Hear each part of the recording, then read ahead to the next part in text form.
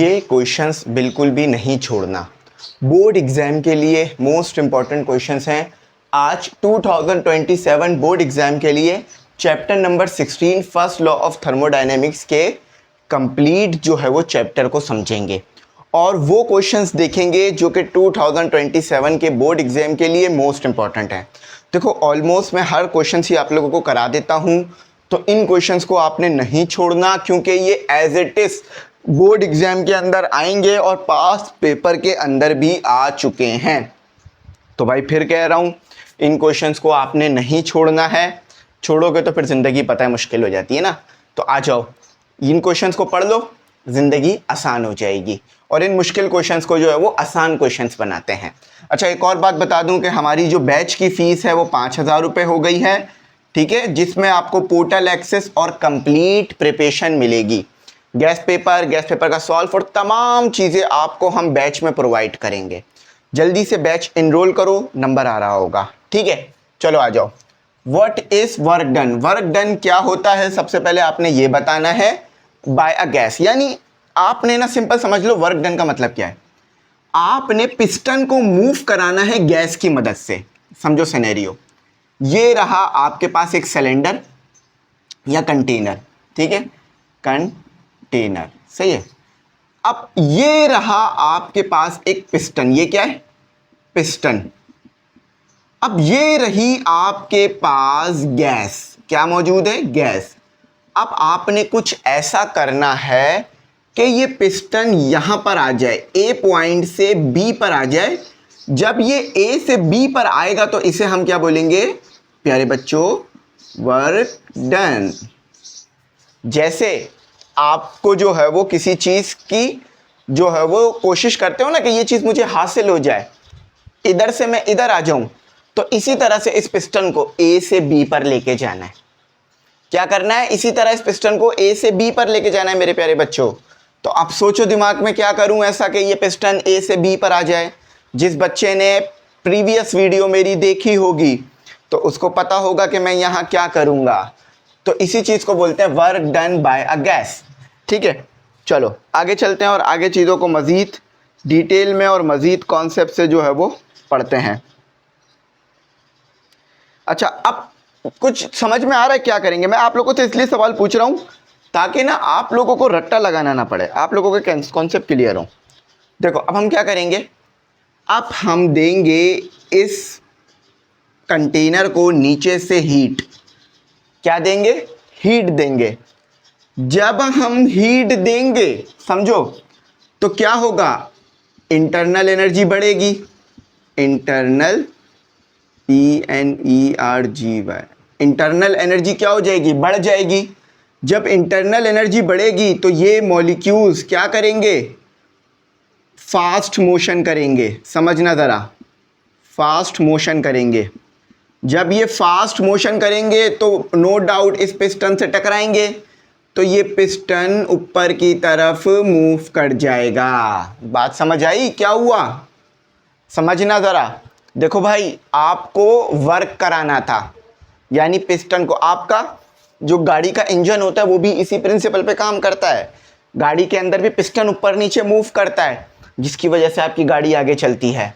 और गाड़ी में भी आप क्या डलवाते हो? पेट्रोल या गैस, है ना। अच्छा देखो होता क्या है, ये गैस हमारे पास मौजूद है। अब जब आपने नीचे से हीट दी तो क्या हुआ? गैस के मॉलिक्यूल्स ने तेज मोशन करना शुरू किया, क्योंकि जब आप हीट दोगे तो क्या होगा? इंटरनल एनर्जी बढ़ेगी। जब हीट दोगे तो इंटरनल एनर्जी बढ़ेगी। जब ये मॉलिक्यूल्स टकराएंगे पिस्टन से, पहले भी टकरा रहे थे लेकिन हल्के टकरा रहे थे, अब तेज टकराएंगे। तो जब तेज टकराएंगे तो ये पिस्टन ऊपर की तरफ मूव कर जाएगा। इसी को बोलते हैं work done by a gas, ठीक है। स्टेटमेंट लिख लो, छोटी सी statement. when you supply heat to the container, internal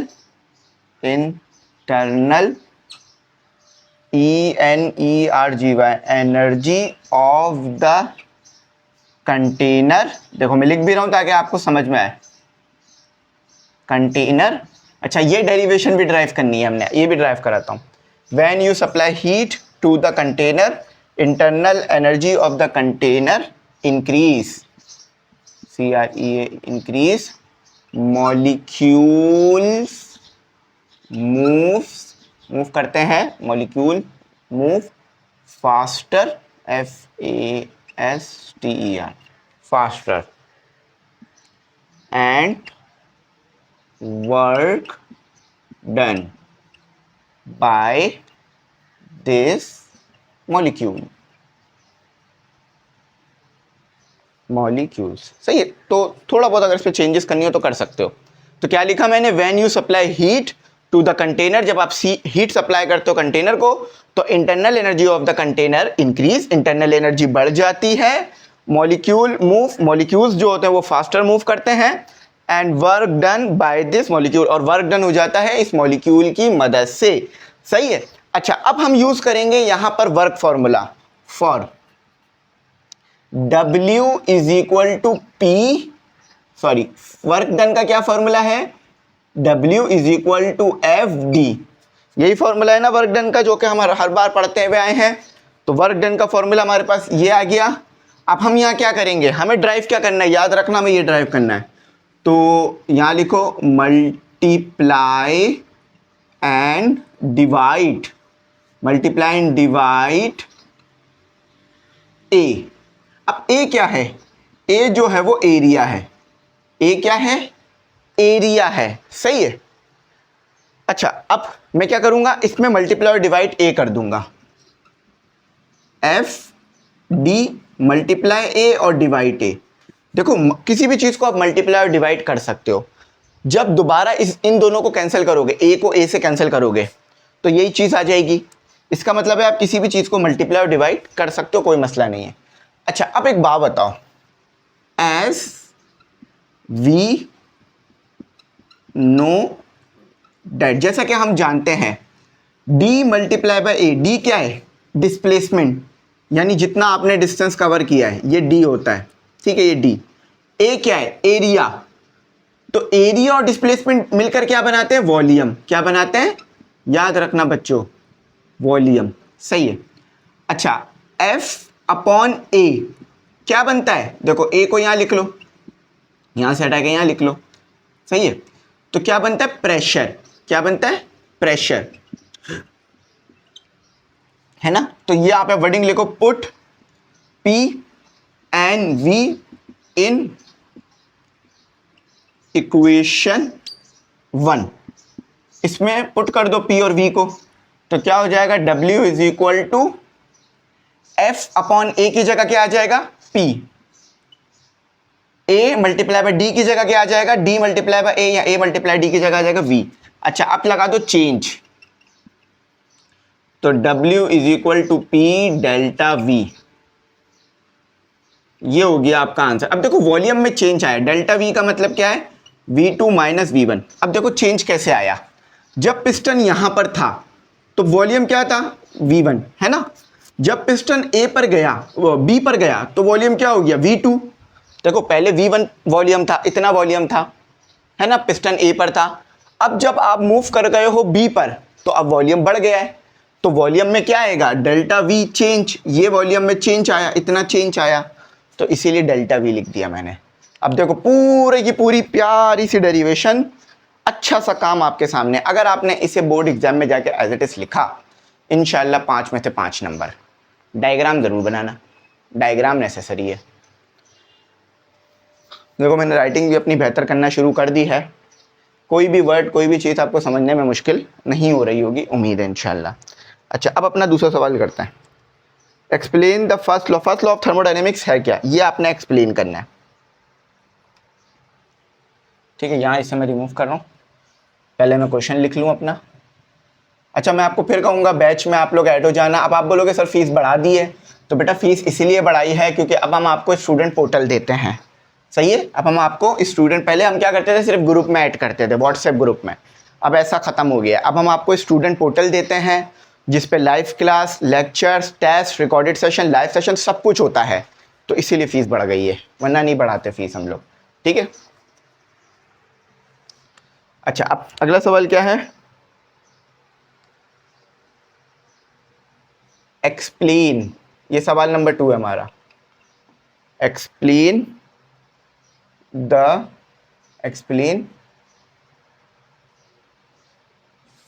first law of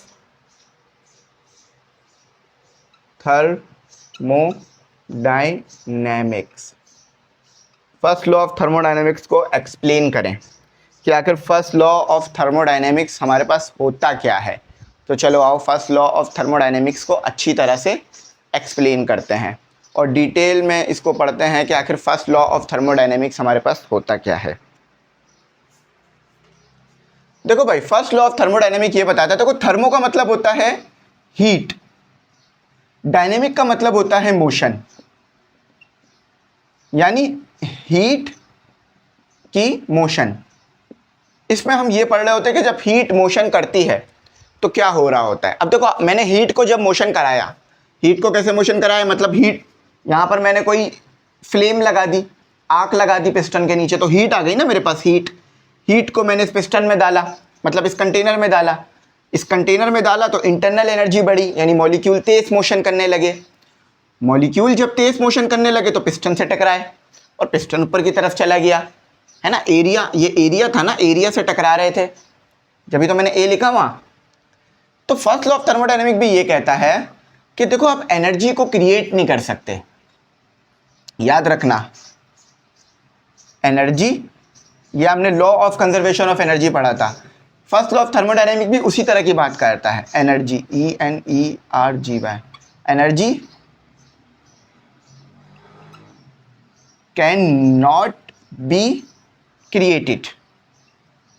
energy को क्रिएट नहीं किया जा सकता। फॉर एग्जाम्पल, आपके पास जो इलेक्ट्रिसिटी आ रही है, क्या ये आपने क्रिएट की है? नहीं। आपने क्या किया होगा, किसी और फॉर्म ऑफ एनर्जी को इलेक्ट्रिसिटी में कन्वर्ट किया है। फॉर एग्जाम्पल, आपके पास मौजूद थी सोलर, क्या मौजूद थी, सन से आ रही थी सोलर एनर्जी। आपके सोलर पैनल ने क्या काम किया, सोलर पैनल ने सोलर एनर्जी को इलेक्ट्रिसिटी में कन्वर्ट कर दिया, इलेक्ट्रिकल एनर्जी में कन्वर्ट कर दिया, यानी एनर्जी क्रिएट नहीं हो रही। अगर आप सोलर में भी जाओगे, आप बोलोगे सर सन में तो एनर्जी क्रिएट हो रही होगी। नहीं, सन में भी एनर्जी क्रिएट नहीं हो रही है। सन में रिएक्शंस हो रहे हैं, केमिकल रिएक्शन, जिसकी वजह से एनर्जी आ रही है। तो मजीद पीछे जाते जाओगे, आपको एनर्जी और फॉर्म में नजर आती रहेंगी। उसमें न्यूक्लियर एनर्जी मौजूद होती है, बहुत सारी एनर्जी सन में मौजूद होती है। तो सन से एनर्जी आई, तो सोलर एनर्जी को आपने इलेक्ट्रिसिटी में कन्वर्ट किया। वरना तो भाई, अगर सोलर पैनल किसी एनर्जी को कन्वर्ट नहीं कर रहे होते तो उसके पास हर वक्त एनर्जी होती, सोलर पैनल के पास, लेकिन शाम में, रात में उसके पास कम एनर्जी हो जाती है, आपके पास कम एनर्जी जनरेट हो रही होती है। तो याद रखना, एनर्जी को क्रिएट नहीं किया जाता, एनर्जी को एक फॉर्म से दूसरी फॉर्म में कन्वर्ट किया जाता है। तो हम थर्मोडायनेमिक में क्या करते हैं, हीट एनर्जी को दूसरी फॉर्म ऑफ एनर्जी में कन्वर्ट करने की बात करते हैं। जैसे हीट एनर्जी से इलेक्ट्रिसिटी बना ली, हीट एनर्जी से वर्क कर लिया, हीट एनर्जी से इंटरनल एनर्जी बढ़ा दी, है ना। तो यही कहता है फर्स्ट लॉ ऑफ थर्मोडायनेमिक कि भाई हम एनर्जी को क्रिएट नहीं कर सकते, जस्ट हीट एनर्जी की मदद से दूसरी फॉर्म ऑफ एनर्जीज को ला सकते हैं। समझे बात, दूसरी फॉर्म ऑफ एनर्जीज को ला सकते हैं। अब जरा मैं मजीद डिटेल में लेके जाता हूं। फॉर एग्जाम्पल, आपके पास समझो एक कंटेनर है, इसकी मैं एग्जैक्ट वर्डिंग भी चला दूंगा, परेशान नहीं होना।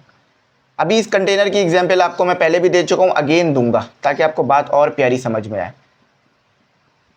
देखो कंटेनर है, कंटेनर को मैंने दी हीट, क्या दी कंटेनर को, मैंने दी हीट, दी कंटेनर को मैंने। अब जब मैंने कंटेनर को हीट दी तो हीट क्या थी, हीट क्या थी, ENERGY, एनर्जी थी, है ना, हीट एनर्जी थी। अब जब मैंने हीट दी तो क्या हीट खत्म हो गई, नहीं, हीट किस में कन्वर्ट हो रही है, इंटरनल एनर्जी में, इंटरनल एनर्जी, ENERGY। देखो हीट एनर्जी से मैंने कन्वर्जन की किस में, इंटरनल एनर्जी में। साथ साथ पिस्टन भी तो ऊपर मूव करा ना, साथ साथ पिस्टन भी तो ऊपर मूव करा ना, तो यानी मैंने हीट एनर्जी को वर्क में भी कन्वर्ट किया। अब आप बोलोगे सर वर्क अलग है एनर्जी अलग है। नहीं बेटा, वर्क और एनर्जी सेम चीज़ होती है। वर्क का यूनिट क्या होता है? जाउल। एनर्जी का यूनिट क्या होता है? जाउल। अच्छा अब बताओ ज़रा, वर्क की डायमेंशन क्या होती है? एम, एल का स्क्वायर, टी इनवर्स का स्क्वायर। एनर्जी की भी डायमेंशन, यानी हीट और एनर्जी सेम है। हीट और वर्क, हीट एनर्जी और वर्क दोनों सेम चीज़ है, परेशान नहीं होना। अब देखो, फर्स्ट लॉ ऑफ थर्मोडायनेमिक को दिमाग में रखो। हमने क्या किया? हमने हीट को दिया, समझना ज़रा इस बात को। हमने क्या किया? हमने हीट को दिया, सही है? चलो चेंज को ना लिखो ताकि समझना है। हमने हीट को दिया, हीट एनर्जी किस में कन्वर्ट हुई? इंटरनल एनर्जी में, जिसको यू से लिखते हैं। साथ ही साथ किस में भी कन्वर्ट हुई? वर्क में। यानी बात समझ आई कि एनर्जी क्रिएट नहीं हुई, एनर्जी जस्ट एक फॉर्म से दूसरी फॉर्म में चेंज हुई। तो जब ये चेंज हीट की वजह से आ रहा है तो इस चेंज को हम पढ़ते हैं थर्मोडायनेमिक्स में, सही है? थर्मोडायनेमिक्स में हम क्या पढ़ते हैं कि हीट की वजह से किस तरह वर्क हो रहा है, किस तरह दूसरी एनर्जीज बन रही हैं, किस तरह दूसरी एनर्जीज कन्वर्ट हो रही हैं। ठीक है, याद रखना थर्मोडायनेमिक में क्या पढ़ोगे? हीट और मोशन। जब हीट की मोशन होगी तो क्या होगा? इंटरनल एनर्जी बढ़ेगी। देखो ना, हीट की मोशन हो रही है ना, यहाँ से एनर्जी किधर जा रही है? ऊपर जा रही है ना, मोशन हो रही है। तो क्या हो रहा है? इंटरनल एनर्जी बढ़ रही है, इसी के साथ वर्क हो रहा है। तो फर्स्ट लॉ ऑफ थर्मोडायनेमिक्स क्या कहता है? उसकी वर्डिंग बराबर में चल रही होगी, देख लो। फर्स्ट लॉ ऑफ थर्मोडायनेमिक कहता है the first law of thermodynamic is essentially statement of the conversation of energy principal specially tolerate for thermodynamic system. It state that energy can not be created और destroy. Energy को ना create कर सकते हो, और एक और वर्ड भी लिख लो, और डिस्ट्रॉय। एनर्जी को ना क्रिएट कर सकते हो ना डिस्ट्रॉय कर सकते हो, यानी ख़त्म नहीं कर सकते आप एनर्जी को, बस एनर्जी को एक फॉर्म से दूसरी फॉर्म में कन्वर्ट कर सकते हो। अब देखो यहाँ भी हमने कन्वर्ट किया ना, हीट एनर्जी को इंटरनल एनर्जी में कन्वर्ट कर दिया, हीट दी तो इंटरनल एनर्जी बढ़ गई, वर्क हो गया। तो बात समझ में आई? हीट एनर्जी को, मतलब एनर्जी को आप क्रिएट नहीं कर सकते, एनर्जी को आप एक फॉर्म से दूसरी फॉर्म में कन्वर्ट कर सकते हो। जैसे हीट एनर्जी से इलेक्ट्रिसिटी बना सकते हो, हीट एनर्जी से आप वर्क करा सकते हो, हीट एनर्जी से आप पिस्टन मूव करा सकते हो। समझ गए? तो यही थी हमारे पास, बराबर में चल रही होगी फर्स्ट लॉ ऑफ थर्मोडायनेमिक। जब भी आपसे कोई पूछ ले फर्स्ट लॉ ऑफ थर्मोडायनेमिक क्या है, आपने बताना है फर्स्ट लॉ ऑफ थर्मोडायनेमिक कहता है कि एनर्जी को क्रिएट नहीं किया जा सकता और ना डिस्ट्रॉय किया जा सकता है, जस्ट हीट एनर्जी को एक फॉर्म से दूसरी फॉर्म में कन्वर्ट किया जा सकता है। हमारे पास एनर्जी हीट की फॉर्म में थी, हमने कंटेनर को हीट दी तो दूसरी फॉर्म में कन्वर्ट हो गई इंटरनल एनर्जी, और वर्क में कन्वर्ट हो गई। सही है? इसी तरह आपका गाड़ी काम करती है। अच्छा, अब हम समझते हैं हीट कैपेसिटी क्या होती है, स्पेसिफिक हीट कैपेसिटी क्या होती है, इन चीज़ों को समझते हैं। इसको अपने पास लिख लेना जो मैंने लिखा है, सही है? ये बहुत इंपॉर्टेंट था, मैंने बहुत डिटेल में ले जाके समझाया इसीलिए क्योंकि बच्चे, अच्छा याद रखना इस सिचुएशन में जो एनर्जी का चेंज होता है वो ज़ीरो रहता है, एनर्जी का चेंज होता है वो ज़ीरो रहता है, ये भी दिमाग में रखने वाली बात है। अब कैसे, ज़रा ये भी समझ लो। फॉर एग्जाम्पल आपके पास थी क्यू, आपके पास थी, याद रखना फर्स्ट लॉ ऑफ थर्मोडायनेमिक ये भी कहता है कि जो चेंज है एनर्जी का वो ज़ीरो होता है। सही है? फॉर एग्जाम्पल आपके पास क्यू था 10 जूल, अब हम क्यू देखें तो 5 जूल इंटरनल एनर्जी में कन्वर्ट हो गया, 5 जूल वर्क में कन्वर्ट हो गया।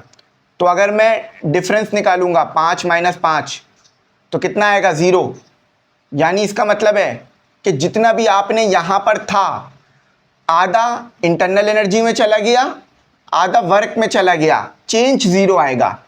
टोटल एनर्जी क्या रहेगी? Total ENERGY, conserve. Conserve, conserve का मतलब चेंज नहीं आएगा। एनर्जी आप समझ रहे हो एनर्जी कम हो रही है, नहीं, आपकी एनर्जी दूसरी फॉर्म में जा रही है, हीट एनर्जी दूसरी फॉर्म में जा रही है। टोटल करोगे यानी इंटरनल एनर्जी वर्क दोनों को टोटल करोगे तो आपको दोबारा वही वैल्यू मिल जाएगी जो पहले थी। पहले क्या वैल्यू थी? 10 जूल। आपने क्यू को कन्वर्ट कर दिया इंटरनल एनर्जी और वर्क में, 10 हो गया, लेकिन दोबारा ऐड किया तो दोबारा 10 जूल आ गया। और डिफरेंस किया तो डिफरेंस 0 आ रहा है, इसका मतलब है टोटल एनर्जी कंजर्व है। इसको दिमाग में रखना, ये अक्सर बच्चे भूल जाते हैं बात। एनर्जी सिर्फ एक फॉर्म से दूसरी फॉर्म में जा रही है, 0 नहीं हो रही, टोटल सेम रहेगी हमेशा।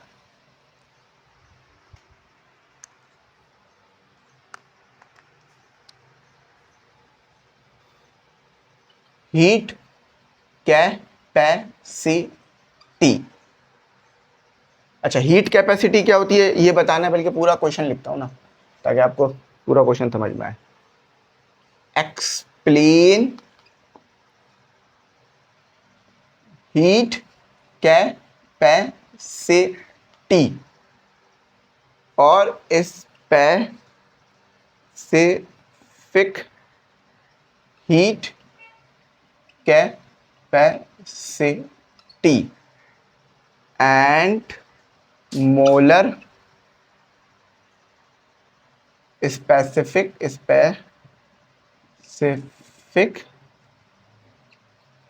Heat capacity. Heat capacity, molar, देखो ये तीन चीजें आपने बतानी है। सबसे पहली है हीट कैपेसिटी, ठीक है, पहली चीज ये बताएंगे। उसके बाद स्पेसिफिक हीट कैपेसिटी, उसके बाद मोलर स्पेसिफिक हीट कैपेसिटी। सबसे पहले बात करते हैं हीट कैपेसिटी क्या होती है। हीट कैपेसिटी, इसको रिमूव कर देता हूं, काफी देर से ये लिखा हुआ है एज इट इज, तो इसको हटा देते हैं।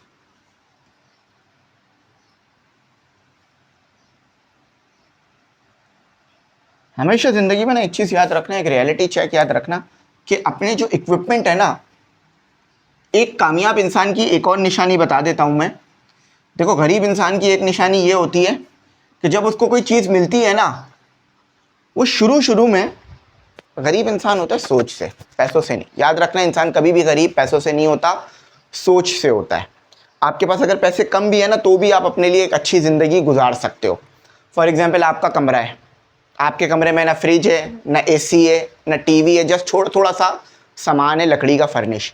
अगर आप उस लकड़ी के सामान को अच्छी तरह से जगहों पे रखोगे, अपना सारा सामान मैनेज करके रखोगे, तो भी आपका घर एक बंगले से अच्छा लगेगा।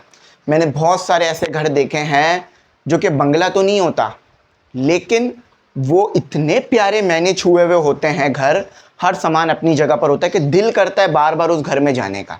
मैंने खुद अल्हम्दुलिल्लाह ऐसा देखा है। तो अमीरी गरीबी पैसे से नहीं, माइंडसेट का नाम होता है, ठीक है। आप अपने छोटे घर को भी एक अच्छा महल बना के रख सकते हो। अगर चीज़ें बिखरी हुई हैं तो महल भी आपको बेकार ही लगेगा। बात समझो, हमेशा ध्यान में एक चीज़ रखना कि अपनी चीज़ को बड़ी तवज्जो से रखो। आपको अल्लाह ताला ने कोई नेमत दी है, फॉर एग्जांपल आपके पास मोबाइल है, ये मोबाइल भी एक नेमत है जिससे आप पढ़ रहे हो, लिख रहे हो, ज़िंदगी को बेहतर बनाने के लिए चीज़ें कर रहे हो। आपके पास मोबाइल है, कोशिश करो कि गिरे ना, स्क्रीन प्रोटेक्टर टूटे ना। मैंने बहुत सारे लोगों को देखा है कि बड़े बेएहतियाती से मोबाइल यूज़ करते हैं। अब आप बोलोगे सर मोबाइल ही तो है, नहीं, मज़े की बात बताऊं, वो और चीज़ें भी बेएहतियाती से यूज़ करते हैं। अगर वो मोबाइल बेएहतियाती से यूज़ कर रहे हैं तो और चीज़ें भी यूज़ करते हैं। हमेशा अपने पास मौजूद नेमतों का शुक्र अदा करो। शुक्र अदा करने का मतलब ये है कि उनको ध्यान से रखो, साफ सुथरा रखो, उन्हें फेंको मत, उनकी जगह बनाओ, उस जगह पर वो होना चाहिए और उस जगह से उठाओ और वहीं पे रखो, और टूट फूट से बचाओ। ये मैंने बच्चों में बहुत देखा है, तो मैंने कहा बताऊं। अल्हम्दुलिल्लाह मैं अपनी चीज़ों को बड़े ध्यान से रखता हूं, क्योंकि मुझे पता है ये मैंने मेहनत से ख़रीदी है।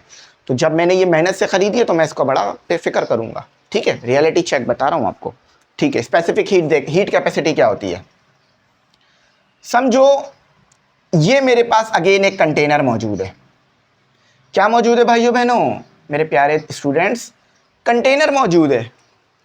इस कंटेनर का टेम्परेचर मैंने निकाला, जिसे मैंने टी कहा, जो कि आया 10 सेल्सियस। क्या आया? 10 सेल्सियस, 10 केल्विन, 10 फ़ारेनहाइट, कुछ भी ले लो, एक ही बात है, मतलब टेम्परेचर तो होगा ना वो। अब मैं चाह रहा हूं इसका टेम्परेचर 11 सेल्सियस करना। कैसे करूंगा? सर आप इसको हीट दे दें। जब आप हीट देंगे तो टेम्परेचर 10 सेल्सियस से 11 सेल्सियस हो जाएगा। बिल्कुल सही, वही बात तो कहते हैं हीट कैपेसिटी को, कि इतनी हीट देना कि टेम्परेचर 1 केल्विन बढ़ जाए। देखो 1 डिग्री बढ़ना, चाहे वो 10 से 11 हो जाए या 9 से 10 हो जाए या 11 से 12 हो जाए, 1 डिग्री टेम्परेचर बढ़ाना, चाहे केल्विन में हो, सेल्सियस में हो या फ़ारेनहाइट में हो, 1 डिग्री टेम्परेचर बढ़ाने के लिए जितनी हीट सिस्टम को देनी पड़ेगी उसी को प्यार से कहा जाता है हीट कैपेसिटी। परेशान नहीं होना, बराबर में पूरी डेफिनेशन चलेगी थोड़ी देर में। क्या समझाया मैंने भाइयों बहनों?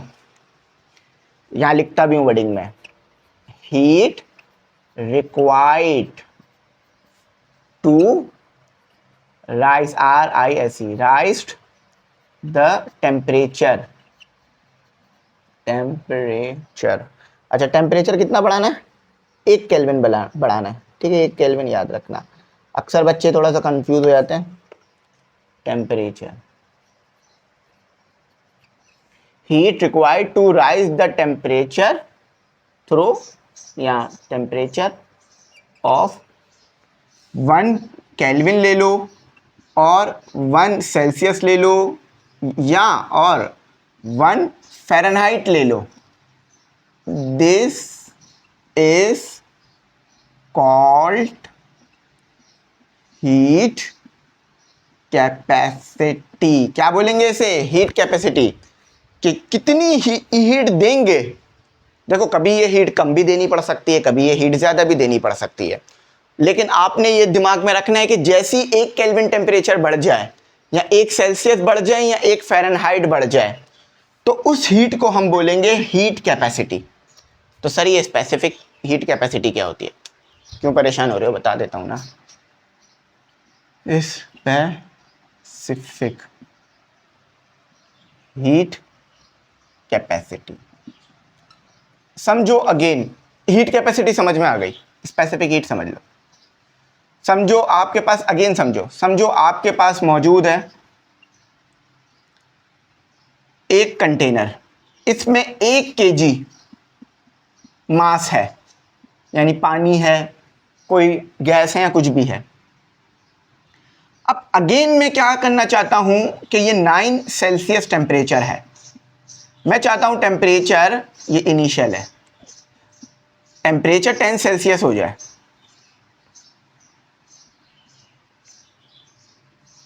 तो अब जो मैं हीट इसको दूंगा सिस्टम को, उसे कहेंगे स्पेसिफिक हीट कैपेसिटी। समझे स्पेसिफिक हीट कैपेसिटी क्या है? कि भाई इतनी हीट सिस्टम को दें कि 1 kg मास का टेम्परेचर 1 केल्विन बढ़ जाए। देखो बात समझना, 1 kg मास का टेम्परेचर 1 केल्विन बढ़ जाए। देखो यहां मास नहीं था, यहां 1 kg मास नहीं था, यहां 1 kg मास है।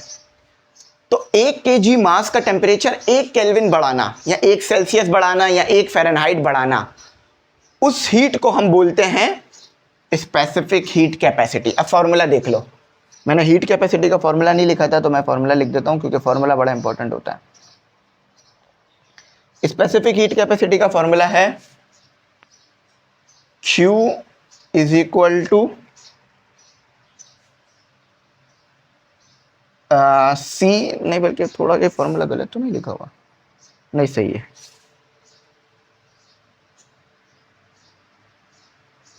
एक मिनट जरा मैं फॉर्मूला वेरीफाई कर लेता हूँ, मुझे फॉर्मूले में थोड़ा सा शक हो रहा है, मुझे लग रहा है फॉर्मूला गलत लिखा हुआ है, कहीं ऐसा ना हो ना, क्योंकि मैंने अक्सर इसे कराया है तो मुझे फॉर्मूले याद होते हैं। स्पेसिफिक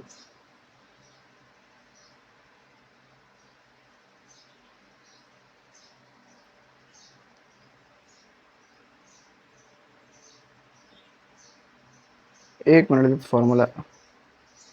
फॉर्मूला देख लेते हैं बस, सही है, क्योंकि ताकि गलती ना हो ना, कोई गलती ना चली जाएगी। नहीं सही है, C is equal to Q M delta T. C क्या है? ये कांस्टेंट होता है, इसे बोलते हैं स्पेसिफिक हीट कैपेसिटी। ये सी को क्या कहा जाता है? Specific heat capacity. ये हर चीज़ के लिए, हर एलिमेंट के लिए अलग अलग आती है। देखो हर चीज़ का टेम्परेचर, फॉर एग्जांपल आपने वाटर का टेम्परेचर बढ़ाना था 1 केल्विन, आपने हीट दी 10 जूल। अब आपके पास मौजूद है ऑयल, तो क्या ऑयल का टेम्परेचर बढ़ाने के लिए भी आपको सेम हीट देनी पड़ेगी? नहीं, ऑयल का टेम्परेचर भी बढ़ाने के लिए आपको सेम हीट देनी पड़ेगी। ये वाटर के लिए यूज़ किया आपने, अब ये ऑयल के लिए है। तो वाटर का टेम्परेचर आपको बढ़ाना था, ठीक है, तो आपने हीट दी 10 जूल और टेम्परेचर बढ़ भी गया 1 केल्विन। तो क्या ऑयल का टेम्परेचर भी 10 जूल पे बढ़ेगा? नहीं, ये वाटर के लिए था। अब ऑयल का अलग आएगा, ऑयल का टेम्परेचर हो सकता है कि 15 जूल पे बढ़े, है ना। तो यही चीज़ ये सी बताती है, यही चीज़ ये सी बताती है, सही है। तो ये सी हर एलिमेंट के हिसाब से अलग अलग आएगी, हर एलिमेंट के हिसाब से, हर अमाउंट चीज़ के हिसाब से अलग अलग आती है, ठीक है। वाटर की स्पेसिफिक हीट कैपेसिटी अलग होगी, ऑयल की स्पेसिफिक हीट कैपेसिटी अलग होगी। ये क्यू क्या है? हीट जो आप दे रहे हो। एम क्या है? मास 1 kg वगैरह। टी क्या है? इन दोनों का change, delta T is equal to delta T is equal to T F minus T I. सही है, समझ आइए। तो अब इसकी वर्डिंग लिख सकते हो, मैं यहां बता रहा हूं, लिख लो। Heat required to rise the temperature of 1 kg और 1 सेल्सियस और 1 फ़ारेनहाइट ऑफ 1 kg मास, this is called heat capacity, specific heat capacity. बस यहां लिख लेना, और एंड 1 kg मास, this is called specific heat capacity. Specific याद रखना, ठीक है। अब आओ पढ़ते हैं, एक और आ गया मोलर स्पेसिफिक हीट कैपेसिटी। पहले मैं जरा खोल लेता हूं। तो मुझे उम्मीद है आपको मेरी बात अच्छी तरह समझ में आ रही होगी। मैं बहुत आसान अल्फाजों में ही समझा रहा हूं, ताकि ना आप लोगों को मुश्किल ना हो समझने में किसी भी किस्म का, क्योंकि मुश्किल होगा तो मज़ा नहीं आएगा पढ़ाने में। मेरी कोशिश ये होती है कि आसान से आसान करके पढ़ाऊं।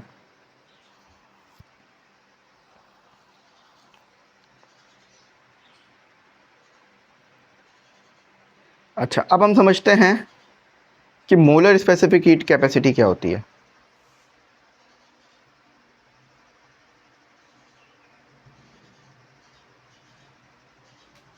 अच्छा, अब समझते हैं मोलर।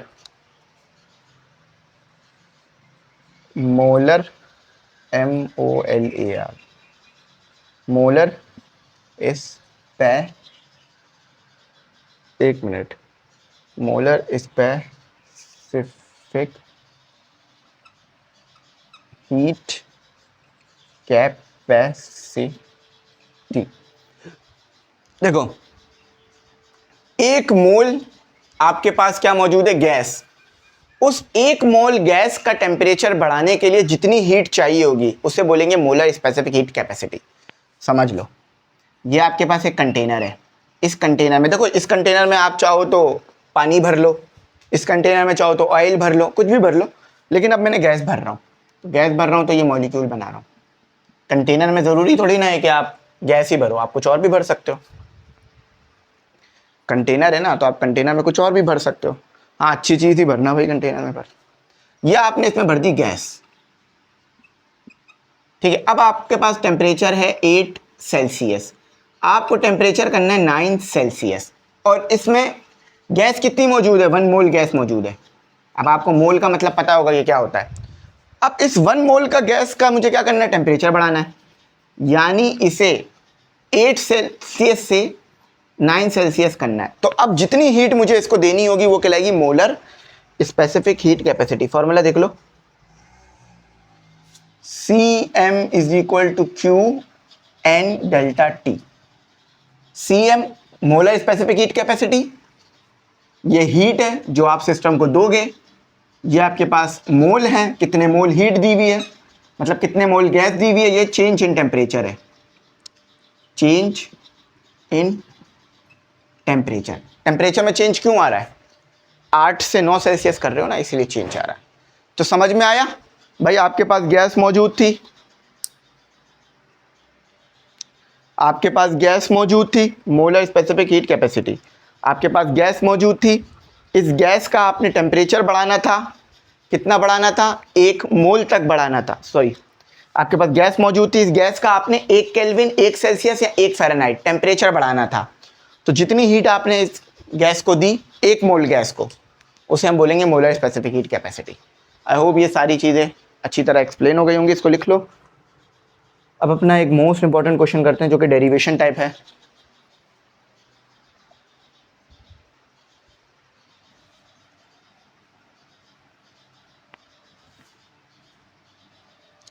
टाइम पे सोएं, टाइम पे जगें, नींद पूरी करें, क्योंकि नींद का खाने पीने का ताल्लुक सीधा आपकी सेहत से है। याद रखना, फास्ट फूड खाकर आप इंजीनियर नहीं बन सकते। बोलेंगे सर ये कैसी आप बात कर रहे हैं? बिल्कुल सही बात कर रहा हूँ, ज़रा मैं अभी बता देता हूँ आपको। आप 1 हफ्ते तक रोज़ बाहर का खाना खाओ, ज़्यादा टाइम तक नहीं खाओ, 1 हफ्ते तक खा लो। हफ्ते में 1 दिन खाओ अलग बात है, 1 हफ्ते तक खाओ अलग बात है। आप रोज़ करो कोशिश कि आप दोपहर में बिरयानी खाओ, रात में कोई फास्ट फूड टिक्का वगैरह खाओ, फिर आप देखना 1 हफ्ते बाद आपकी तबीयत के साथ होगा क्या। तो भाई कोशिश ये होनी चाहिए जितना हो सके घर का खाना खाओ, ठीक है? जितना हो सके घर का खाना खाओ, हफ्ते में 1 दिन बाहर का खा लो, जिससे आपको आउटिंग भी हो जाए, और बाहर जाके खाओ, घर लाके कभी भी नहीं खाओ। बाहर का खाना बाहर ही खाओ, घर लाके नहीं खाओ, ठीक है? घर लाके खाओ तो ठंडा हो जाता है ना, इसलिए कह रहा हूँ। तो आप बोलोगे सर घर ला के खाने में क्या मसला आएगा? ठंडा हो जाएगा, इसलिए कह रहा हूँ, और कोई वजह नहीं है। मोलर, अच्छा सॉरी, अगला क्वेश्चन है the relation between Cp and Cv for an ideal gas। Basically आपने डेरिवेशन ड्राइव करनी है, Cp जो है वो R प्लस Cv, या इसको ऐसे भी लिख देते हैं Cp minus Cv equal to R, एक ही बात है। सही है, दोनों ही सिचुएशन सेम है, परेशान नहीं हो जाना। और ये 24 में आ चुका है, 25 में भी आ चुका है, ये मल्टीपल टाइम आपसे पूछते हैं। अब Cv बताता हूँ क्या होता है और Cp बताता हूँ क्या होता है। ये बेसिकली डेरिवेशन है। C, सबसे पहले Cv देख लो, डेल्टा T। पहले मैं लिख रहा हूँ फिर मैं बताऊंगा। ये होता है आपके पास molar, MO, molar specific heat capacity at constant की स्पेलिंग से लिख लेते हैं, कांस्टेंट वॉल्यूम। ये Cv क्या है? 1 मिनट, ये Q आएगा ना, उल्टा लिख दिया, बल्कि मैंने फॉर्मूला ही उल्टा लिख दिया, QV और Cv, सही। Molar specific heat at constant volume, अभी मैं थोड़ी देर में समझा रहा हूँ, परेशान नहीं होना। सही, पहले मैं लिख दूं ना, वरना टाइम बिल लिखने में ज़्यादा लग जाएगा। अब Cp क्या है? Cp होता है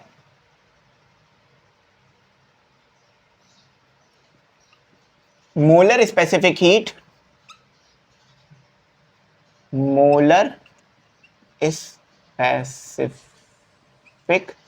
heat at, molar specific heat capacity लिखो, पूरा लिखो, molar specific heat capacity at constant pressure, ठीक है? अब जरा मैं समझाता हूं होता क्या है। देखो इस सिचुएशन में ना आपके पास, समझो ये वही चीज है जो अभी पीछे पड़ी है कि भाई 1 मोल गैस है, 1 मोल गैस है, टेम्परेचर बढ़ाना है 1 केल्विन तक। अब जितनी हीट हमें चाहिए होगी उसे हम क्या बोलेंगे? Molar specific heat capacity. मगर जो कंटेनर है उसका वॉल्यूम कांस्टेंट कर देंगे। यानी फॉर एग्जांपल ये देखो, ये पिस्टन लगा हुआ था, इसे फिक्स्ड कर देंगे। समझो, अब मैं जरा समझाता हूं क्या कह रहा हूं। इसमें 1 मोल गैस मौजूद है। कितनी मोल है? 1 मोल गैस मौजूद है। अब मैं चाहता हूं टेम्परेचर 8 सेल्सियस से 9 सेल्सियस हो जाए। मुझे बेशक हीट देनी पड़ेगी, मगर मैं इसे V क्यों लिख रहा हूं? क्योंकि मैंने वॉल्यूम फिक्स कर दिया, कांस्टेंट वॉल्यूम। वॉल्यूम नहीं बढ़ने दे रहा मैं, तो इसीलिए इसे बोला जाता है molar specific heat capacity at constant volume. Constant volume यानी वॉल्यूम को मैं नहीं बढ़ने दे रहा। अब समझते हैं कांस्टेंट प्रेशर क्या होता है। अब समझो ये पिस्टन है, पहले इस पिस्टन को थोड़ा नीचे कर देता हूं ताकि ये ऊपर भी जाएगा ना। समझो ये गैस मौजूद है। अगेन वही बात है, 1 मोल है मेरे पास। कितना मोल है? 1 मोल है। यहां लिखते हैं, मैंने क्या दिया? इसको हीट दी। अगेन मेरे पास कितना है? 1 मोल है। मोल कितना है? 1 है। टेम्परेचर बढ़ाना चाहता हूं 8 सेल्सियस से 9 सेल्सियस करना चाहता हूं, तो मैंने इसको हीट दी। मगर याद रखना मेरे पास प्रेशर कितना है? 10, जगह नहीं है, यहां लिख रहा हूं प्रेशर कितना है? 10 atm प्रेशर है। मगर ये कांस्टेंट कर दिया मैंने। अब ये चेंज नहीं होना चाहिए, ये कांस्टेंट कर दिया क्योंकि लिखा हुआ एट कांस्टेंट प्रेशर, तो प्रेशर चेंज नहीं होना चाहिए। टेम्परेचर तो बढ़े मगर प्रेशर चेंज ना हो, इसी को बोलते हैं। अब फिर पिस्टन मूव करेगा, प्रेशर चेंज नहीं होगा तो पिस्टन मूव करेगा ना, तो इसी को बोलते हैं मोलर स्पेसिफिक हीट।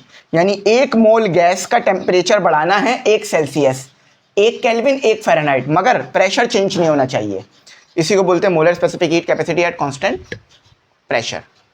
अच्छा, Cp आपके पास ज्यादा आती है, Cp की वैल्यू हमेशा ज्यादा आती है, Cv की वैल्यू कम आती है। क्यों? जरा सोचो। देखो, अगर वॉल्यूम चेंज नहीं होगा तो यानी वर्क नहीं होगा, है ना? जरा बात समझना, ये कॉन्सेप्ट है। वॉल्यूम चेंज नहीं हो रहा यानी वर्क नहीं हो रहा। वर्क नहीं हो रहा तो जितनी भी आप हीट दे रहे हो वो डायरेक्ट जा रही है गैस में, तो जल्दी टेम्परेचर बढ़ जाएगा। अब यहां देखो, यहां जो आप हीट दे रहे हो वो वर्क में भी कन्वर्ट हो रही है। इसमें वर्क हो रहा होता है, इसमें वर्क जो है वो डन होता है, वर्क डन। अब इसमें वर्क नहीं होता, इसमें वर्क जीरो होता है। इसमें वर्क जीरो होता है क्योंकि आपने पिस्टन को फिक्स कर दिया, तो वर्क होगा नहीं? होगा ना। तो इसीलिए इसमें टेम्परेचर जल्दी बढ़ेगा, कांस्टेंट वॉल्यूम पर टेम्परेचर जल्दी बढ़ेगा। क्यों? क्योंकि इसमें वर्क नहीं होता। जो भी हीट देते हो वो डायरेक्ट कन्वर्ट हो जाती है टेम्परेचर बढ़ने में, मगर इसमें वर्क होता है, तो इसलिए टेम्परेचर हल्के बढ़ता है। अच्छा, अब इसको ड्राइव करते हैं, इसको ड्राइव करते हैं। अच्छा, इधर वर्डिंग लिख रहा हूं, here we use first law of thermodynamics. यहां हम फर्स्ट लॉ ऑफ थर्मोडायनेमिक्स को लिखते हैं। क्या पढ़ा था first law of thermodynamics? Delta U is equal to delta U plus delta W लिख लो, ठीक है? अगर इस वर्क के साथ भी डेल्टा लगाना, क्योंकि सबके साथ डेल्टा लगा हुआ है। अच्छा, अब हम बात करते हैं कांस्टेंट वॉल्यूम की, यानी अब हम निकालेंगे CV। पहले हम CV निकालेंगे, फॉर CV। अच्छा, अब एट कांस्टेंट वॉल्यूम। अब बच्चों मुझे बताओ, मैंने वॉल्यूम को अगर कांस्टेंट रख दिया है तो वर्क क्या होगा? जीरो होगा, यानी ये चीज जीरो हो जाएगी। Delta Q is equal to delta U plus zero आ गया। सही है? मैंने कांस्टेंट पे बताया ना, वर्क नहीं होगा। अच्छा, तो ये एक चीज और मुझे समझ में आ गई कि जब हमारे पास कांस्टेंट है, जब हमारे पास एक कांस्टेंट वॉल्यूम है तो वर्क हो नहीं रहा, क्योंकि पिस्टन ही मूव नहीं करेगा ना। पिस्टन फिक्स हो गया, जब पिस्टन को फिक्स कर दिया तो मूव नहीं कर रहा पिस्टन, तो वर्क हो नहीं रहा। तो डेल्टा Q और डेल्टा U जीरो हो गया। अब मोलर स्पेसिफिक हीट क्या निकाली थी हमने? Molar specific heat capacity. क्या निकाली थी कि Q is equal to N C V delta T. ये V इसलिए लिख रहा हूं क्योंकि कांस्टेंट वॉल्यूम है, तो यहां भी लिख दो V। सही। अब इसको यहां पुट कर दो। सही है, तो क्या बनेगा डेल्टा U के डेल्टा, इसको भी V लिख दो। सही, ताकि याद रहे। अच्छा, अब डेल्टा Q क्या बन जाएगा आपके पास, डेल्टा Q की जगह क्या आ जाएगा NC, यहां भी चाहो तो डेल्टा लगा सकते हो, ठीक है। तो अब delta Q C Q V की जगह क्या आ जाएगा, डेल्टा क्यू वी की जगह क्या आ जाएगा N C V delta T. तो delta U is equal to N C V delta T. ये तो डेल्टा यू आ गया आपके पास, इसको अंडरलाइन कर लो। अच्छा, अब हम सी पी निकालेंगे। सी वी तो आ गया, सी पी निकालेंगे। For C P at constant pressure work will not, work zero नहीं होगा, विल नॉट बी जीरो। लिख दिया मैंने वर्डिंग कि कांस्टेंट प्रेशर पर वर्क आपके पास जीरो नहीं आएगा, ये मैंने वर्डिंग में लिख दिया। अच्छा, तो अब ये चीज क्या बन जाएगी, delta Q is equal to delta U plus delta W. अब हमने डेल्टा डब्ल्यू का फॉर्मूला पढ़ा था पीछे, याद करो हेयर, अभी क्वेश्चन नंबर 1 में पढ़ा हेयर कि डेल्टा डब्ल्यू बराबर होता है पी डेल्टा वी के। तो ऊपर पुट कर दो, अगेन यहाँ पुट कर दो, तो delta Q is equal to delta U plus P delta V. यहां तक ऐसी कोई चीज जो समझ नहीं आई हो, यहां तक कोई ऐसी चीज जो समझ नहीं आई हो। अब देखो ये हमारे पास क्या हो गया P, ये हो गया V। अब ये P क्यों कह रहा हूं मैं, क्योंकि कांस्टेंट प्रेशर की बात कर रहा हूं मैं, कांस्टेंट प्रेशर की बात कर रहा हूं। और ये हमने कांस्टेंट वॉल्यूम के लिए निकाल लिया है, देखो ये कांस्टेंट वॉल्यूम के लिए निकाल लिया है, इसे भी V लिख दिया ताकि कांस्टेंट वॉल्यूम है, याद रखें आप लोग इस बात को, ठीक है। V इसलिए लिख रहा हूं ताकि कांस्टेंट वॉल्यूम है, नहीं लिखा जाता अमूमन, लेकिन आपके लिए लिख रहा हूं। अच्छा, अब डेल्टा क्यू पी निकालते हैं, for delta Q P, for delta Q P. अच्छा, अगेन हम आप किसको यूज करेंगे, अगेन हम इस चीज को यूज करेंगे, लेकिन अब कांस्टेंट वॉल्यूम के लिए, कांस्टेंट प्रेशर के लिए। हेयर देख लो, here delta Q P is equal to N C P delta T.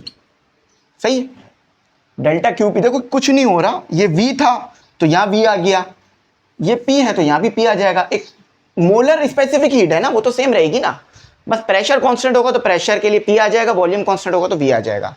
अब क्या लिखो यहां पे, पुट डेल्टा क्यू पी, इसको इक्वेशन A कह लो, put delta Q P and delta Q V, sorry delta U V in equation A। अच्छा, delta Q, ये देखो ये है आपके पास equation A। Delta Q P क्या आया था, देखो ये आया हुआ delta Q P N C P delta T. अच्छा, डेल्टा यू वी क्या आया आपके पास, देखो डेल्टा यू वी ये आया हुआ N C P delta T, N C V delta T plus P delta V, P plus P delta V. अब देखो याद करो, हमने जब सेकेंड ईयर फिजिक्स स्टार्ट की थी तो हमने एक फॉर्मूला पढ़ा था कि हेयर, वो फॉर्मूला क्या पढ़ा था कि पी वी किसके बराबर होता है, एन आर टी के। याद करो ये फॉर्मूला हमने पढ़ा था जब हमने बिल्कुल फिजिक्स अपनी स्टार्ट करी थी, जब बिल्कुल हमने स्टार्ट में फिजिक्स स्टार्ट की थी तो ये फॉर्मूला पढ़ा था। अब ये चीज हम ऊपर पुट कर देते हैं, इसको रिमूव कर दो, नहीं बिल्कुल इसको भी लिख देंगे। अब ये चीज हम यहां पुट कर देते हैं कि पी वी डेल्टा, इसको डेल्टा कर लेते हैं, टेम्परेचर देखो क्योंकि डेल्टा वी है ना तो टेम्परेचर भी डेल्टा वी आएगा, डेल्टा टी। देखो याद रखना, अगर डेल्टा वी है तो टेम्परेचर भी डेल्टा वी आएगा, और ये डेल्टा वी लिखा दिया तो इसको भी यहां पुट कर दो अब। तो N C P delta T ज़्यादा जगह चाहिए होगी, equal to N C V delta T, इसकी जगह क्या आ गया, ये आ गया एन आर डेल्टा टी। अब देखो एन यहाँ भी है, यहाँ भी है, कॉमन निकाल लो, एन कॉमन निकाल लिया तो क्या बन गया, नहीं दो चीज़ें कॉमन निकालो, टी एन और डेल्टा टी कॉमन निकालो। देखो एन और डेल्टा टी, एन और डेल्टा टी, एन और डेल्टा टी, एन और डेल्टा टी मैं लिख भी देता हूँ, टेक कॉमन, क्या निकालना है common, N delta T common निकालना है। तो एन डेल्टा टी कॉमन निकाल लिया,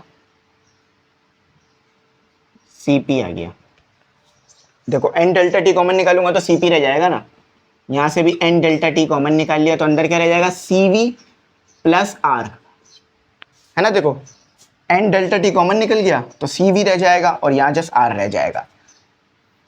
N delta T, N delta T common हो गया, C P is equal to C V plus R, derive हो गया सोल्यूशन। देखो यही चीज ड्राइव करनी थी। अब आप बोलोगे सर आर पहले लिखा हुआ है, तो बेटा ये तो कोई बात नहीं हुई, आर आप बाद में लिखो या पहले लिखो, सही है। अच्छा अब ये वाला ड्राइव करना है तो ये भी ड्राइव हो जाएगा, C P minus C V is equal to R. देखा पूरी डेरिवेशन आपके सामने की। सबसे पहले मैं बता दूं मैंने किया क्या, पहले मैंने आपको कॉन्सेप्ट क्लियर कराया, इसको एज इट इज लिख लेना। उसके बाद मैंने first law of thermodynamic use किया। पहले मैंने कांस्टेंट प्रेशर, कांस्टेंट वॉल्यूम देखा।